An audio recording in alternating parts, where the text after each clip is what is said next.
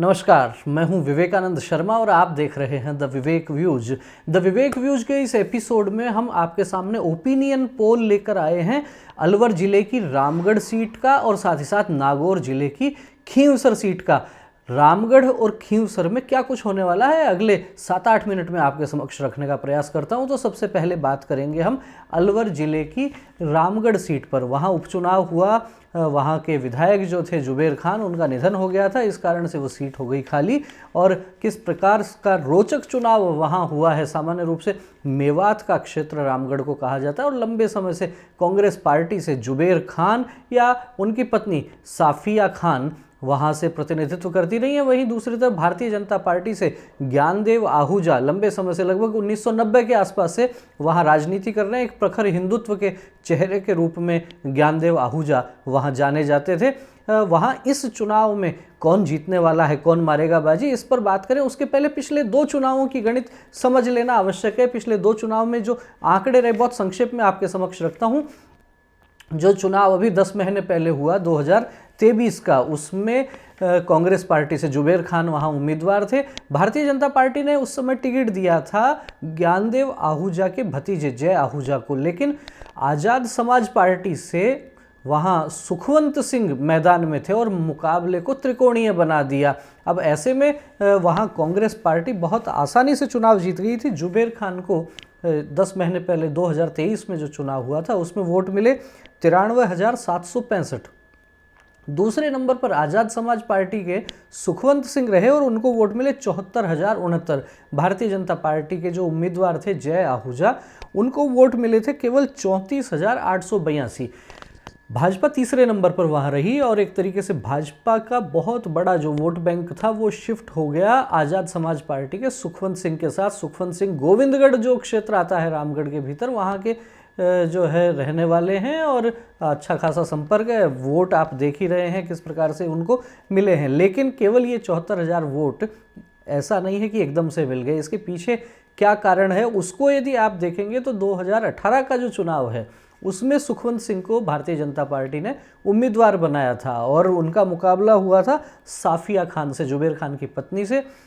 वो चुनाव भी जो था वो त्रिकोणीय हो गया था जगत सिंह के कारण। जी हाँ, नटवर सिंह के बेटे जगत सिंह ने बहुजन समाज पार्टी से 2018 में चुनाव लड़ा था, तो उस समय साफिया खान को वोट मिले थे 83,311 वोट और दूसरे नंबर पर रहे थे भारतीय जनता पार्टी के सुखवंत सिंह, 71,083 वोट उनको उस समय मिले थे। और जगत सिंह जो नटवर सिंह पूर्व विदेश मंत्री रहे, उनके बेटे जगत सिंह ने बहुजन समाजवादी पार्टी से चुनाव लड़ा, 24,856 वोट मिले। कुल मिला के त्रिकोणीय मुकाबला हुआ। आप देखिए दोनों जो चुनाव हुए हैं वो त्रिकोणीय हुए हैं, 2018 में भी 2023 में भी, और इसका सीधा सीधा फायदा कांग्रेस पार्टी को मिला। लेकिन इस बार क्या हुआ, इस बार पिछली बार के जो बागी थे आज़ाद समाज पार्टी से सुखवंत सिंह जो चुनाव लड़ चुके थे, 2 बार 70,000 से ज़्यादा वोट मिले। इस कारण भारतीय जनता पार्टी ने उनको टिकट दे दिया। हालांकि जब टिकट मिली उसके पहले तक क्षेत्र की हवा अलग थी, उसके बाद स्थितियां बदल गई क्योंकि पिछले 10 महीने में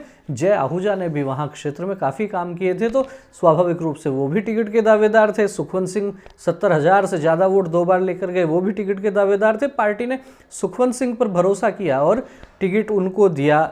शुरू में जय आहूजा की नाराजगी की बातें सामने आई, निर्दलीय चुनाव लड़ने की बातें भी सामने आई। फिर उसके बाद मुख्यमंत्री भजनलाल शर्मा ने मुलाकात की जय आहूजा से और सारा मामला कुल मिला के निपटा लिया गया और मुकाबला सीधा भारतीय जनता पार्टी और कांग्रेस के बीच का वहां बन गया। जब भाजपा और कांग्रेस के बीच सीधा सीधा मुकाबला बन गया तो ऐसे में भाजपा वहां थोड़ा सा फायदे में रहती है, क्योंकि भाजपा सामान्य रूप से त्रिकोणीय मुकाबले में वहाँ हारती है। हिंदू वोटों का जो बंटवारा होता है उसके कारण भाजपा रामगढ़ में चुनाव हारती रही है। अब इस बार जब सीधा मुकाबला जुबेर खान के बेटे आर्यन और साथ ही साथ भाजपा के सुखवंत सिंह के बीच हुआ, जय आहूजा और उनकी पूरी टीम भी भाजपा को जिताने के लिए लग गई, तो ऐसे में 2 बातें बड़ी महत्वपूर्ण रामगढ़ विधानसभा क्षेत्र की लगती हैं। वहाँ बड़ी संख्या में प्रवासी मतदाता रहते हैं, वहाँ के रहने वाले हैं। कामकाज के सिलसिले में दिल्ली, भिवाड़ी, चंडीगढ़ और आसपास के क्षेत्र में कुछ लोग गुजरात भी वहाँ रहते हैं। ये जो बाहर रहने वाले लोग हैं इनमें अधिकांश लोग ओड समाज के, ओड राजपूत समाज के लोग हैं।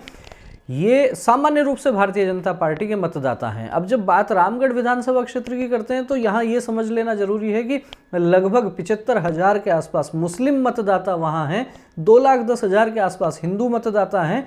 मुस्लिम वोट एक तरफा कांग्रेस के साथ जाता है, लेकिन हिंदुओं के वोटों में त्रिकोणीय मुकाबला होते ही बंटवारा होता है, या फिर जो कोर भाजपा का वोटर है उसमें बहुत से लोग बाहर रहते हैं। तो इस बार भारतीय जनता पार्टी ने बड़े स्तर पे काम किया, जो बाहर प्रवासी मतदाता थे उनको लाकर और उनका मतदान करवाया जाए। इसके लिए बहुत से कार्यकर्ता वहाँ लगे रहे। कोटपुतली के जो है वो मुकेश गोयल ने भी वहाँ कमान संभाल रखी थी, गजेंद्र ज्ञानपुरिया ने भी वहाँ कमान संभाल रखी थी, जोधपुर के डॉक्टर महेंद्र जी ने वहाँ कमान संभाल रखी थी। बहुत से भाजपा और सामाजिक कार्यकर्ता कई सारे वहाँ क्षेत्र में लगे हुए थे। तो ऐसे में प्रवासी मतदाताओं पर बड़ा काम किया भारतीय जनता पार्टी ने। साथ ही साथ अनुसूचित जाति वर्ग का जो वोट है वो भी बहुत हद तक कांग्रेस की तरफ चला जाता था, उसके कारण कांग्रेस वहाँ चुनाव जीतती रही है। इस बार ग्राउंड लेवल पर काम किया गया इस चीज़ को लेकर भी, चिन्हित करके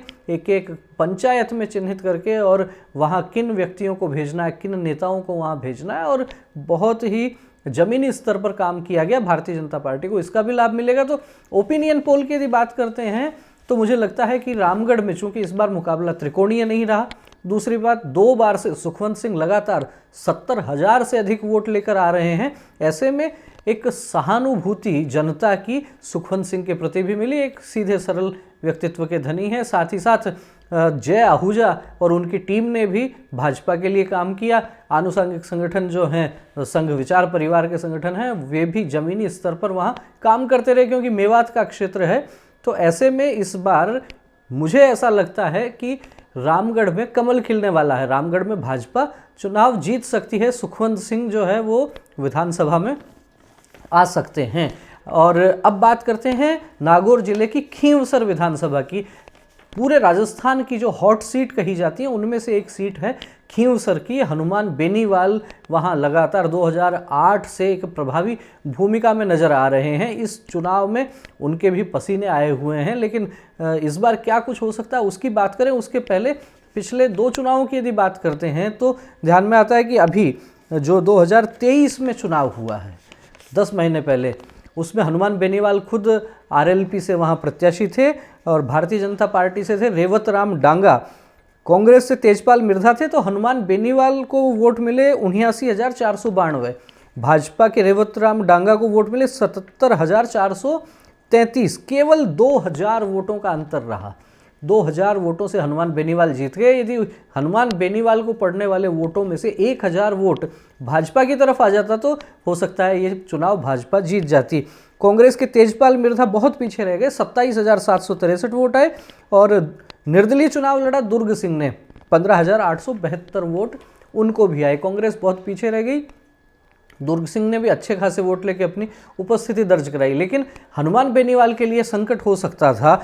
और अब इसके पहले बात करें तो 2018 में जो चुनाव हुआ था उसमें भी हनुमान बेनीवाल प्रत्याशी थे। हनुमान बेनीवाल को उस समय 83,000 वोट मिले थे। देखिए वहाँ से वोट 2023 में उनका कम हुआ है। महत्वपूर्ण बात ये 4,000 वोट कम हुए हनुमान बेनीवाल के। और उस समय कांग्रेस पार्टी से सवाई सिंह चौधरी 66,148 वोट लेकर दूसरे नंबर पर रहे थे। भाजपा के रामचंद्र उत्तरा को केवल 26,809 वोट मिले थे। लेकिन 2018 में ये चुनाव हुआ, 19 में गठबंधन हुआ। लोकसभा चुनाव में आरएलपी का भाजपा के साथ में सारी 25 सीटें भाजपा ने, 24 भाजपा ने और एक हनुमान बेनीवाल सांसद बन गए थे। वो सीट जब खाली हुई तो 2019 के उपचुनाव में नारायण बेनीवाल को आरएलपी से उम्मीदवार बनाया गया, हनुमान बेनीवाल के भाई को, और वो केवल जो है वो 4,630 वोटों से चुनाव जीत पाए। क्योंकि हनुमान बेनीवाल के भाई नारायण बेनीवाल गठबंधन के उम्मीदवार थे, इसलिए भाजपा ने वहाँ उम्मीदवार खड़ा नहीं किया था। और कांग्रेस से हरेंद्र मिर्धा थे, तो हरेंद्र मिर्धा को नारायण बेनीवाल ने 4,630 वोटों से चुनाव हरा दिया था। अब खींवसर की बात करते हैं तो वहाँ आरएलपी ने अपनी जड़ें मजबूत कर रखी हैं, लेकिन मज़ेदार बात यह भी है कि 2018 के चुनाव में 83,000 वोट पाने वाले हनुमान बेनीवाल 2023 में खुद चुनाव लड़ते हैं, वोट कम हो जाते हैं। और 18 के बाद 19 में वो सांसद का चुनाव लड़ते हैं, सांसद बन जाते हैं, अपनी जगह अपने भाई नारायण बेनीवाल को ले आते हैं। 2023 में फिर से हनुमान बेनीवाल चुनाव लड़के 2000 वोटों से चुनाव जीतते हैं। 2024 में सांसद का चुनाव लड़ते हैं, सांसद बनके वो पहुंच जाते हैं दिल्ली, फिर सीट हो गई खाली और इस बार अपनी पत्नी को वहां से उन्होंने चुनावी मैदान में उतारा है। अब इस बार भी यूं तो मुकाबला त्रिकोणीय बताया जा रहा है, लेकिन कांग्रेस पार्टी जो वहाँ के राजनीतिक विश्लेषकों से, पत्रकारों से, राजनीतिक कार्यकर्ताओं से जो चर्चा हुई उसमें जानकारी ये आ रही है कि कांग्रेस वहाँ काफ़ी पीछे रह गई है। मुख्य मुकाबला आरएलपी और भारतीय जनता पार्टी के रेवतराम डांगा, इन दोनों के बीच में है। तो आरएलपी से कनिका बेनीवाल, हनुमान बेनीवाल की पत्नी, और रेवतराम डांगा का आत्मविश्वास बड़ा मजबूत है क्योंकि केवल 2000 वोटों से चुनाव हारे थे। 1000 वोटों का केवल एक प्रकार से हम कह सकते हैं अंतर रह गया था।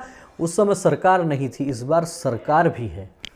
सरकार का भी एक लाभ मिलता है जब चुनाव लड़ते हैं तो, और निश्चित रूप से मतदाताओं में एक बात ये भी जाती है कि यदि विपक्षी दल को आप चुनाव जिता देते हो तो क्षेत्र में कहीं ना कहीं विकास कार्यों में कमी आती है, लेकिन सत्ता पक्ष का व्यक्ति यदि जीतता है तो कई सारे काम से सत्ता के बहुत से लाभ भी मिलते हैं। ये बात भी खींवसर में चली है।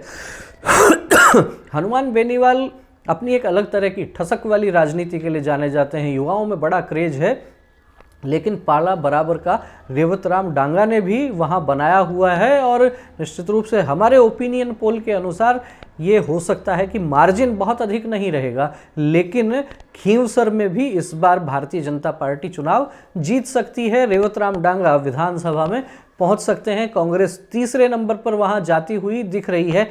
आपका क्या कहना है खींवसर विधानसभा के ओपिनियन पोल पर, वहां की राजनीति पर, हनुमान बेनीवाल की खासतौर पर इस प्रकार की राजनीति पर कि चुनाव सारे खुद लड़ेंगे, लेकिन बड़े चुनाव में जीतने के बाद दिल्ली चले जाएंगे और फिर अपने एक बार भाई को, एक बार अपनी पत्नी को चुनाव लड़वा रहे हैं। ये इस प्रकार की जो ये राजनीति है, परिवारवाद की राजनीति के भी उन पर आरोप लगते हैं। आपका क्या कहना है इस विषय पर? और साथ ही साथ रामगढ़ विधानसभा क्षेत्र का भी हमने विश्लेषण किया, उसका ओपिनियन पोल भी बताया, उसको लेकर आपका क्या कहना है, कौन जीतने वाला है? मुझे तो अभी यही लग रहा है कि दोनों सीटों पर भारतीय जनता पार्टी जीत सकती है। कोई जरूरी नहीं है कि आप मेरे विचारों से सहमत हो, आपका जो भी विचार हो आप कमेंट बॉक्स में अवश्य लिखिए। कमेंट बॉक्स में अपने विषय, अपना विचार लिखकर हमें अवश्य अवगत करवाइए। वीडियो अच्छा लगा हो तो इसे लाइक करें, अधिक से अधिक लोगों तक शेयर करें। फिर मिलेंगे एक नए विषय के साथ, एक नए वीडियो के साथ। तब तक आप देखते रहिए द विवेक व्यूज। बहुत बहुत धन्यवाद। नमस्कार।